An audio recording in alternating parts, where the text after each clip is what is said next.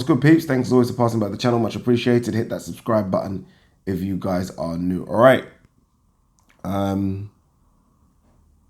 Where do we start? I want to say that I'm shocked. In fact, I am a bit shocked. Can't lie to you guys. I am a bit shocked. I have my suspicions, rumors of fighters that are taking PEDs. And Dillian Whyte wasn't one of them.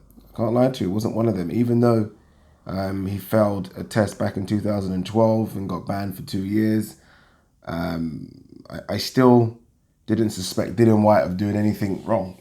Didn't. Maybe that's just my stupidity. I don't know what it is. But Dillian Whyte wasn't in that list of top fighters that I think, yeah, are definitely juicing. In fact, I might even just make that list and probably be sued by every single one of them. But I might just do it. Fuck it. You know what's funny? Watching that fight, and I watched it back a couple of times, I was adamant that Oscar Rivas was on PEDs. Adamant. Like, I've completely gone the opposite way. I was like, oh, Rivas is juiced to the grills here. Juiced. Not just because of his physique, but just his physique and his stamina and his ability just to, I don't know, seem to not get tired as the rounds went on. And Dillian Whyte's almost in reverse gear and Oscar Rivas is going through the gears. I was like, oh, he's definitely juiced. And I actually thought something might come out. I thought, oh, it's going to come out in a couple of weeks that Oscar Rivas is juiced. And I was going to make a video saying I knew it. And now we're hearing that Dillian Whyte has failed a test. We don't know what for, but we know he's failed his A sample for a banned substance on the Ukad list. Interesting, the UK anti-doping list. So not VADA. Dillian Whyte has obviously signed up to the WBC clean program, which again, I think that's a load of bollocks as well. I want us to do that clean program, please. It doesn't mean anything to me. Just ticks a box. I mean, the fact that it's even got WBC before it says a lot to me. But yeah, it wasn't VADA, it was Ukad. The same organization that caught Tyson Fury.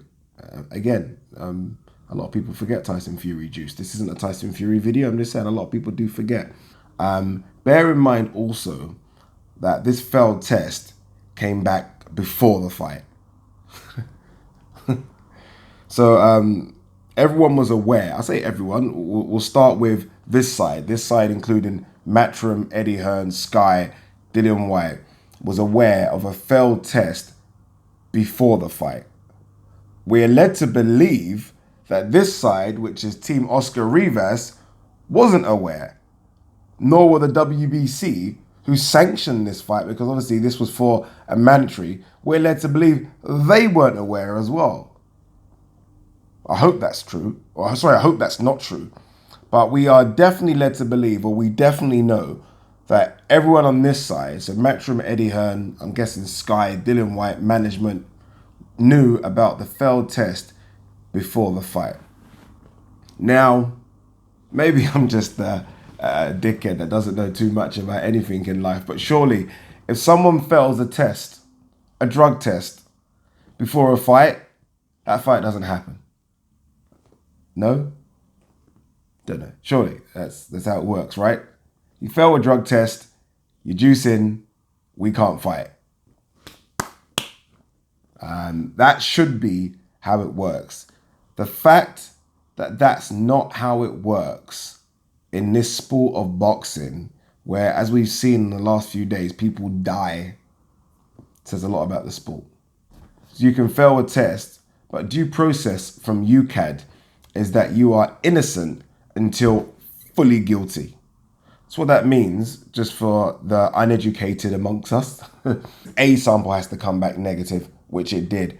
B sample has to come back negative, which we don't know, probably has already. And then Dillian Whyte can appeal.